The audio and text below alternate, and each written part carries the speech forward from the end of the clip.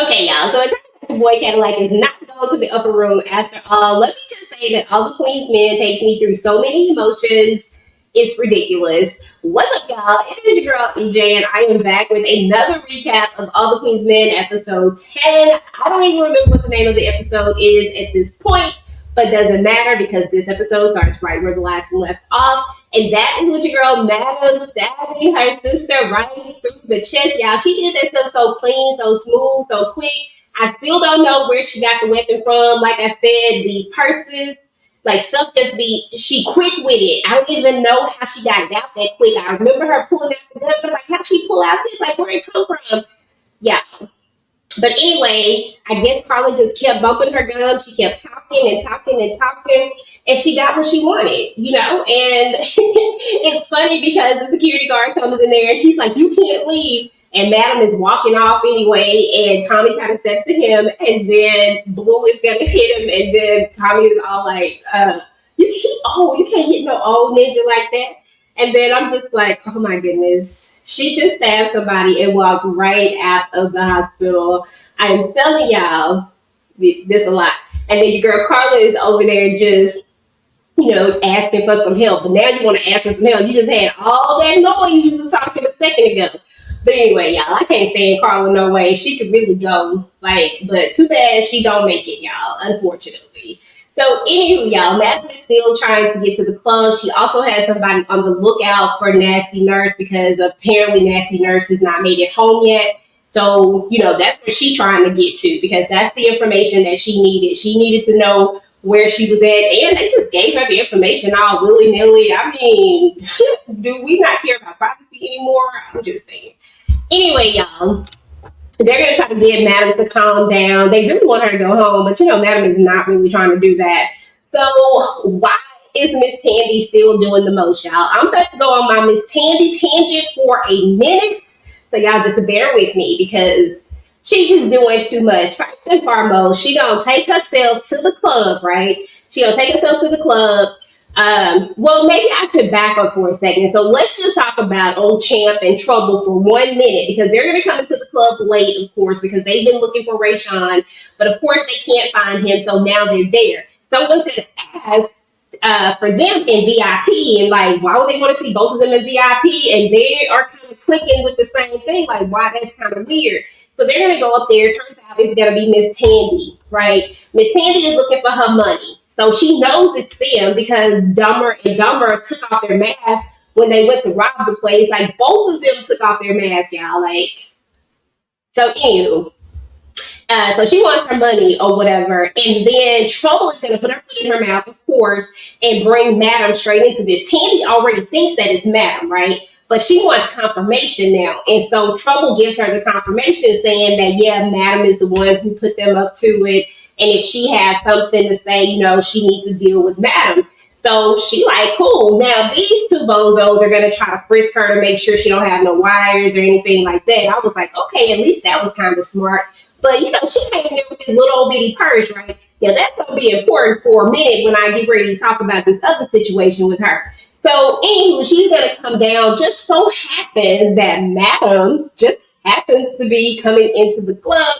And, of course, Tandy's going to want to talk to her, Now, of course, they're going to try to keep her from talking to her. But Madam is like, hey, this might be interesting. Let her talk. So she goes to her office, right? And they have a conversation. And I'm just like, girl, people don't get to what you're trying to tell her.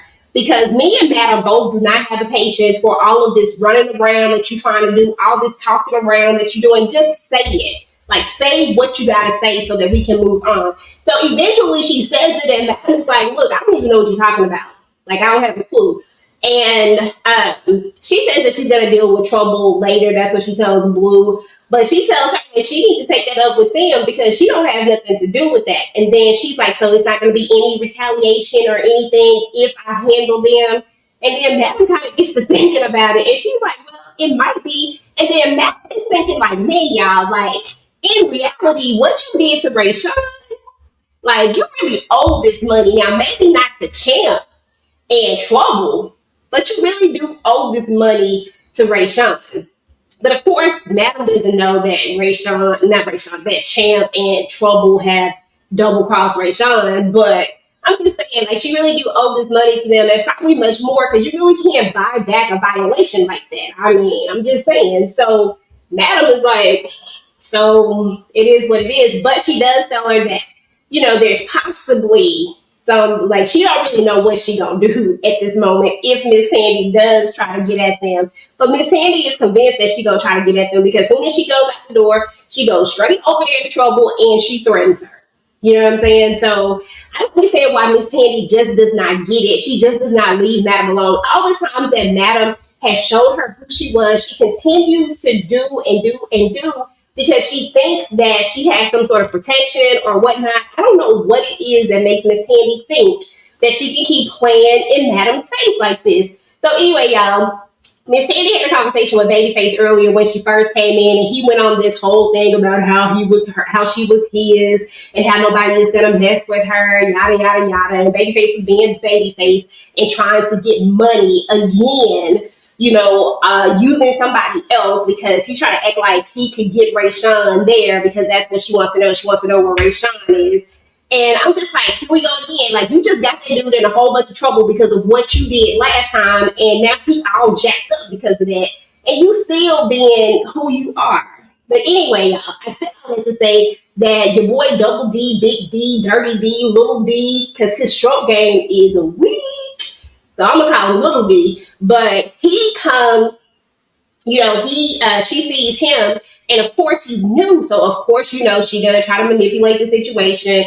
She tells him, like, you're new, and then she says, I know how y'all have this code, yada yada yada. And he was like, are you still a regular for him? And then she's like, nah. And so he takes her up to the VIP, and then Little D, Dirty D, Nasty D, she was like, oh, I don't kiss. And then he was like, well, let me kiss them lips. And I'm like, dude, you don't know where all of that been, and you just all damn, they just be doing too much. You know what I'm saying? And then turns out they go all the way or whatever. And then I'm trying to figure out, for the life of me, y'all, she had this little bitty ass purse, right, when she came in there, right? And she had this little skimpy dress on. We saw that they frisked her. Where the money at? Like, did she Venmo him? Did she cash at him? Did she Zelle him?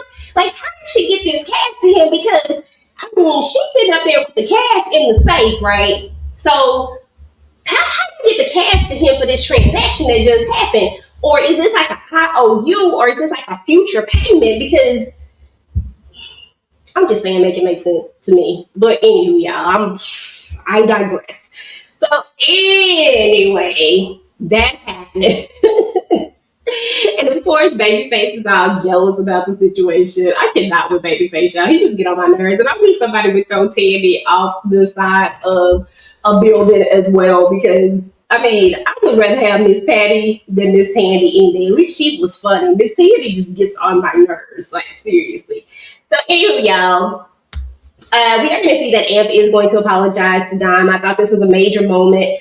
I feel like in this episode, we saw a lot of glimpses of the old Amp. I feel like we are going to get back to that Amp at some point. I really like the conversation that he and Madam had when she's telling him about her father passing away. And we get that he's going to go into reminiscing, but she really doesn't want to do that. I really wanted to hear some of the stories, because I thought we maybe was going to find out who his doggone mama and daddy was this time. But we still did not find out that information, which, for what, I don't know if it's important or not, but to me it's important. I just really need to know this information. So anywho, that was really nice seeing them kind of connect on that level. But y'all know Madam be trying to be forward and all that type of stuff. So, and I did like the fact that he did apologize to Don. Now, I do want to say this about Don. She didn't wholeheartedly accept his apology. Now, earlier, Midnight had said something to her. He was like, look, you need to get over that, because this dude was out there trying to pump your tire full of air, because we know that he wasn't the one that put the tires on flat in the beginning. That definitely was Dirty D, Big D, because he was trying to manipulate the situation. And Amp was actually out there trying to fix the tires, even though he wasn't the one that did it. So this tells me that we are getting glimpses of the old Amp back. And I just wish that we could find a way to forgiveness for these two. They didn't even have to be together, because I could really care less if they was together or not at this point. But I just want them to move forward. And I feel like once he gave that apology, she should have been willing to accept that apology, because after all, you did try to get him alive. And that's big. And you gave him an apology and just wanted him to accept the apology. Sorry, I almost had your auntie almost kill you. Who, what, where did you do that at? Seriously, like, okay, like, he had the right to react the way that he reacted, but he didn't have the right to continue to act the way that he acted. It was just crazy. And I like the fact that he sees that now and he's trying to do something different. So I don't know. We shall see as the episode moves forward, because there is going to be a point in the trailer where we saw him get into a fight with somebody with a bun, and the only person I know that wear a bun is Big D, Little D, Dirty D, so, and Nasty D now. So, there's that. But we don't know what the circumstances behind it is going to be. He might be trying to, fight for Dom's honor or something. I don't know. But for now, we just got to accept what we got from Amp in this episode. Now, there are a couple of grievances that I have with a few of the people in this episode, y'all, because everybody always keeping stuff from Madam, and it irritates me when they be keeping stuff from the girl. So the first thing, Tommy tries to keep the fact that Trouble and Champ saw Casanova because they tell him about it. But he's like, he wants to check the story out before he tells Madam about it. Now, I get it, that she probably gonna go off on him. And he probably ain't gonna be feeding her no more. Does he feed her? No, she feed him cookies. I'm pretty sure there ain't gonna be no cookies, bacon, giving, doing none of that. Once she find out that he messed up in this major way, because he actually allowed Big D, Dirty D, Nasty D to get rid of this body. This is something that he should have done. You would never, like, you don't even know him like that to be letting him get rid of a body. You know what I'm saying? So, like, that was a big, huge mistake. So, Tommy is definitely going to get the business from Madam from this. So, I get why he wouldn't do it. But at the end of the day, go ahead and get that out the way now. Okay? Don't let this ride.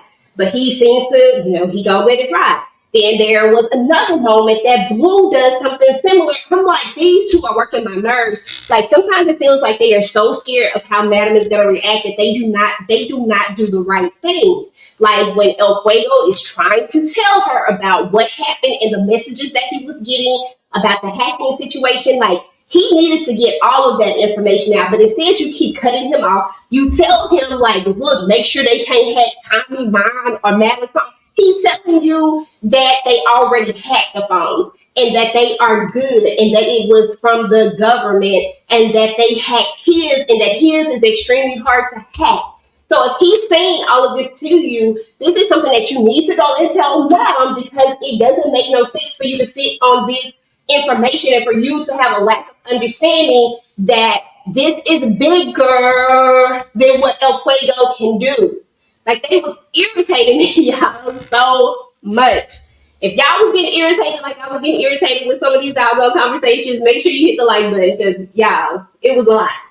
So anyway, y'all, that was pretty much the major stuff that happened in this episode. Those are pretty much my grievances with all of that. Now, last but not least, we all know, I kind of touched on it in the beginning. We found out that your boy is not gone to the upper room after all. It feels like your boy Cadillac has pulled the biggest hoax of them all, and I must say that it was quite smart, because he has been on the FBI's radar all this time, and now that they think he's no longer here, guess who's no longer on the radar? So, makes all the sense in the world of me. Turns out that nasty nurse makes it back to the house, so Madam goes to pay her a visit. Of course, Madam shoots first and asks questions later.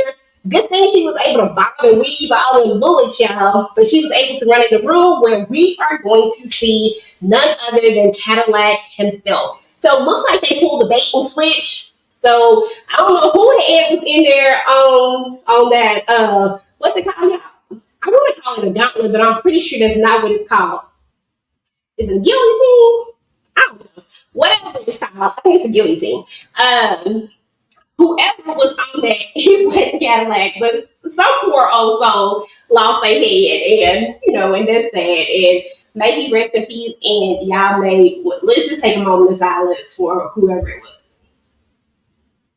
Okay, so anyway, y'all, that was with All the Queens Men, season 10, y'all. Let me know what y'all thought about this episode. Go ahead and get the conversation started down below. Meanwhile, if you like this video, make sure you go ahead and hit the like button, y'all. It really helps your girl channel out. It helps boost you up in this algorithm, so I need that boost. Now, if you are finding me for the very first time, please go ahead and subscribe to your girl channel. Turn your notifications so that you do not miss out on any of my future All the Queens Men content. Meanwhile, YouTube says you might like this video next. Go ahead and take a look. Until next time, guys. Peace.